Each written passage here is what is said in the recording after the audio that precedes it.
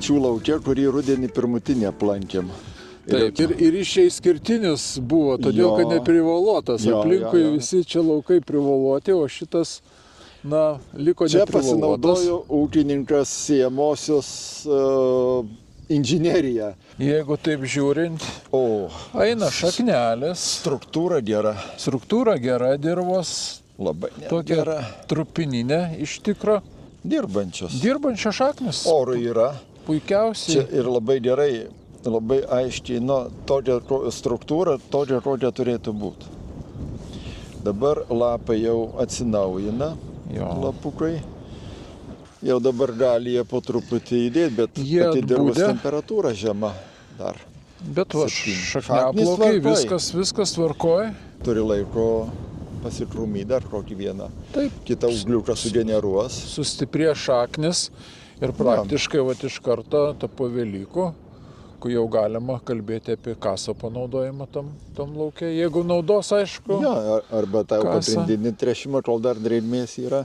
Tas, kas naudoja su kasu kartu humihelpą, galima tai čia huminis rūgštis. Tai huminis rūgštis, jo.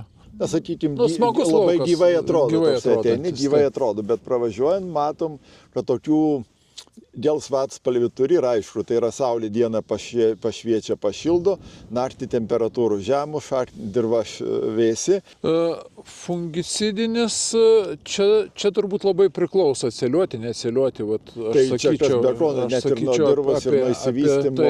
Aš labiau būčiau linkęs augimo reguliatorių, kaip pasirodys bamblys, gal kažkur tai tas 30, kad nesugadint vandens indų, nes vandens indai ir tai tokie nuo to temperatūrų svyravimų, tokie truputį pažeisti. Bet pirmas, ko gero, bus purškimas vienaip ar kitaip dar piktžolių kontrolė. Šitas laukas tai taip švarus matosi. Čia labai. Bet norint gali rasti, čia matosi vienas kitas lipikas išgyvenęs, našlaičių. Našlaitės be abejo. Tai vienaip ar kitaip tų piktžolių pas daug ką bus, nes ne visi spėjo rudenį nusipurkšti herbicidus. Tai ko gero pirmas bus vienas iš pirmųjų, tai bus herbicidinis.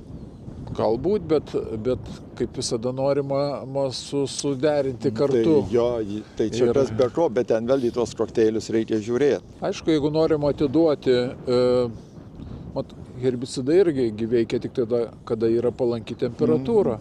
O jeigu kalbant apie tą tokį dar ankstyvesnį važiavimą, tai aš sakyčiau, reikėtų pirmoje eilėje duoti energijos tiem kviečiam. Ir čia, jeigu kalbant, tai be abejo ir fosforą jie nepasiima dabar, ir azotą negali pasisavinti. Reikia duoti stimulą, kad šaknis vystytus.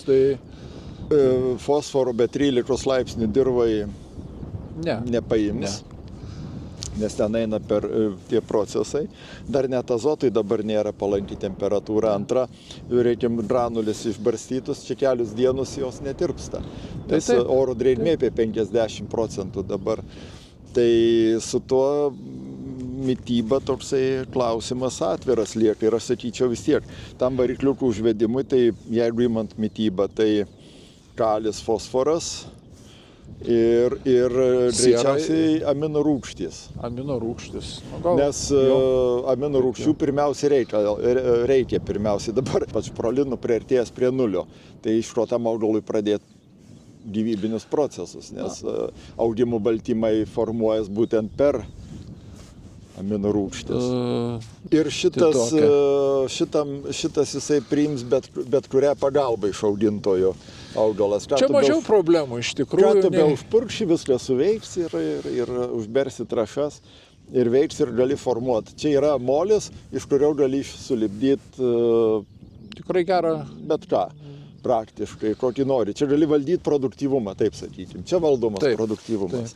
Čia jeigu nesuformuosi derliaus, tai paties augintojų jau kažkur tai prašauta bus.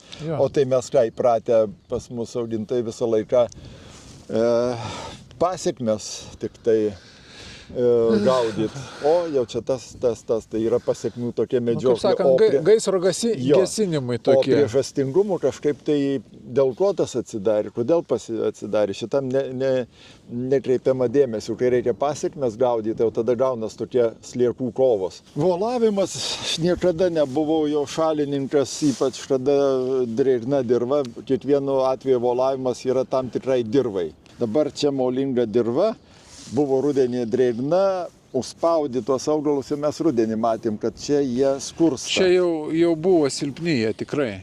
Ir dabar tas pasitvirtina, kad šiam momentui jie ir taip ir liko. Visumoje neracionalu yra. Tada šiuolaikinis rudenį, siemosios. Tai ir tas augalas jisai neturi iš ko šaknelių formuoti. Ten giliau drėgmės turim, bet kas iš to, po vieną šaknį. Ir taip. dirva nesilaiko. Jeigu ten negalėjai nukratyti, tai čia negali niekaip išlaikyti. Nu jo, Nubyra. viskas iš karto. Bet jis turi dūgliukus, nors sėjaus laikas sutampa su tenais, tai jisai tuos dūgliukus 3 išaugino, bet jie labai silpni tokie. Taip. Tai skaitykim, dar jisai pavasarį paaugins, bet dabar... Aišku, vegetacija tikrai atsinaujina, viskas čia jau prasideda, bet čia reikės ilgiau, kad jisai tikrai pajustų tą augimą. Ir dabar jisai dar lapai neatsinaujina. Jeigu tenais jau mes matėm, kad lapai atsinaujina, jau jie žalumai gauna. Šitas dar stovi prikibęs. Ir čia jeigu pasižiūrėjus, dar čia tokia vieta, kur tikrai žalumos yra, bet kiek yra dar tokių vietų, kur tikrai matosi labai silpnai. Čia augintojai reikės jau gerokai, pirmiausia, pasiskaičiuot, kas yra, kiek augalų, koks galimas potencialas krūmimosi, tada įsivertint produktyvumą vidutinį, čia stebuklų nepadarysi. Bet pirmas darbas deguonį įnešti. Aš galvočiau, kad čia reikėtų huminės rūgštis kartu su citokininais, nes o kaip pažadint tos ūglės? Paliks nuo šaly. O kaip čia, jeigu akėtėlėmis tokie... Akėtėlis, tai čia būtų tobulas dalykas. Čia tikrai tada... Bet akėtėlis, kas šito atveju? Čia tokia gera žemė kėdainių struktūringa. Galbūt dabar jinai pasiekus brandą. Bet jeigu privoluota, jinai ir taip suspausta, dar palauksi, kol padžius, tai tos akėtėlės čia bus kaip... Tada jos pralieks kaip asfaltų. Kaip nagais padraskytum, čia tada rotacinis kažkoks. Praktiškai čia dabar reikia tą daryti. O dabar jau čia šiandien turėtume matyti akėtėlės dirbančias praktiškai. Ir akėtėlės įdomiai jos pažadina truputį šitus, įleidžia deguonies, tada tą citokininų sintezę kažkaip taip paaktyvuoja.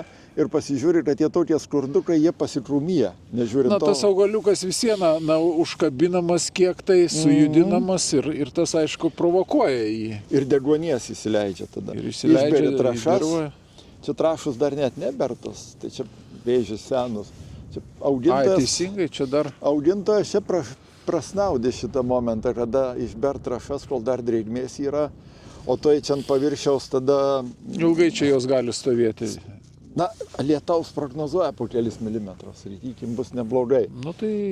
Bet prieš akėmą čia nuo labai senų laikų šitas huminis rūgštys, tai vienas iš tų, kur gali pažadinti mikroorganizmus, kurie kvėpuodami su tą plutą suardys. Jeigu čia mes nebesuformuosim tankaus pasėlio, tai ligų plitimas, aišku, jisai būna lėtesnis. Nes silpnesniam pasėliai, atrodo, jisai yra silpnesnis iš savęs, bet aš manau, kad čia bus atiduota kas jam priklauso, bet jau to tankumo turbūt nesuformuos, negu prieš tai tą lauką, kur matė. Ne. Ir retesniam pasėliai vis viena vėjas prapučia, saulė prašviečia ir tikrai, kai kurias ligas gerokai tas stabdo. Čia šitose laukuose aš tikiu pagal jų potencialą dirvožemio. Bet čia išauginamas tas derlius iš tikrųjų taip drąsiai iki 7 tonų, bet šitam laukia aš abejoju, kad tikrai... Jis man nekvėpia produktyvumo, nors tokia.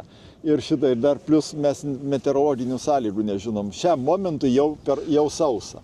Jau sausa. Tada ir dar plus vėso. Tai čia tą potencialą sukurti yra ganėtinai sunku, kad ir koks bebūtų tas dirvožėmis. Kovo paskutinė diena? Pereisim į balandį, jau čia taip jau krūmimasis ir iki, kaip jau sakėm, iki gegužės mėnesio jau turėtumėm turėti bamblius tada, pradėti bamblėtis. Taip. Nu, žodžiu, čia reikės padirbėti tiek konsultantam, kurie čia dirba ir pačiam augintojai, bet nes anksčiau kaip būdavo, duosiu trąšų, viskas čia bus gerai. Šiai dienai. Šiai dienai rizikinga. Na, brangios trąšos, negali jų čia pilti tiek, kiek. O potencialų neturi. Tai čia dar gelbė nuo to volavimo pasiekmių, gelbė tai, kad čia yra geras dirvožėmis. Taip. Čia tikrai yra nu, sakykime taip, Kėdainiuose vieni iš tų geresnių laukų, dirvožemių. Tai čia dar to tokio padarė žmogus, nesąmonę padarė, nu, bet... Bet kažkodėl, na čia kažkokia kaip epidemija. Užkrečiamas dalykas. Ne vienas nepaaiškina, bet dėl ko akmenys, matosi spausiai tie akmenukai, bet... Bet man atrodo, nepalyginamai būtų buvę vietos akmenis palikti ramybėj, sutvarkyti, kad neišgultų tų pasėlis ir tada tikrai gauti derlių. Po to bus ką veikti konsultantam gesinant gaisrus. Paskui pasiekmes svarstyti. Gražus rapsai. Jo, tankumas idealus, apie tarp 25-30 augalų. Taip. Nu, tokių, kad šviežių šaknelių, sakykime, naujų nėra. Už tai paslėptas straublio šakninio. Čia yra daug jo. Tai čia tokie kotedžiukai įkurti. Nauji lapai auga. Kirminukas ruda galva, visas žvitrus galvoja, kas čia nutiko. Ir borų deficitas jaučiasi iš rudens. Na, greitas augimas būna ir ką norėti. O žemus temperatūros, bet jau tiek paaugęs apie 2 cm stiebas pakilęs. Nuo žemojusio. Jau vadinas lapai auga, jisai jau dabar reikalinga jam tokio paspartinimo, nes vis tik formuojasi žiedynas dabar, produktyvumas čia formuojasi centrinio. Trąšos, aišku, kad dabar atiduotos, nelabai nori tirpti, bet jau stovės dar 4 dienas, koje lietaus. Bet reikia duoti ir energijos šoniniam. Žiūrėk, kiek yra šoninių. 1, 2, 3, 4, 5, 6, 7, 8 šoniniai jau tokie, kur tikrai nori kilt. Tai kad jisai dabar, kas pradės auginti stiebą į viršų, tuos šoninius blokuoja giberelinas. Taip, nes ir aišku, ko norėtųsi turėti daugiau įsišakojus tą augalą. Ir kadangi šaknis tokius silpniau auga, tai čia dabar jam fosforo, nes dirva, kol nepašils iki 13 laipsnių. Tai matosi pagal spalvą, iš karto net bendra spalva rodo, kad violetinis atspalvis. Tai apie fosforą net minties nėra, tai fosforas per lapus, ko anksčiau negalėdavom padaryti, tiek bandymų darydavom, o neturėjom su kuo paskatinti pavasarinį šaknų augimą. Fosforas, kalis, kadangi kalio sulfatą pagrindė duoda, tai iš karto augimas susėra kartu, taip. Baltymų sintezė ir čia, aišku. Ir prieš paslėptą straublį tada tuo pačiu. Tai gaunas labai geras mišinukas. O dėl šoninių šakų, tai citokininas taip, čia vienareikšmiškai, tai tada jį padidini citokininų kiekį, tada sustoja centrinis, pradeda šoniniai. Ir tada turi labai gražų tokį išsikerojusi augalą ir jisai užima visas vietas. Tikrai nereikia kažkokių specialių augimo reguliatorių, kad čia... Ten stresuoja su augimo reguliatoriais. Čia aš manau, kad rudenį tikrai purkšta, tai yra fungicidai.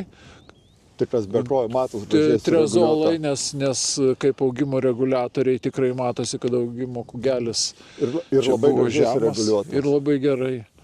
Labai gerai herbicidai suveikia, nes irgi švarus laukas. Jo, tai. Taip, kad dabar tik tai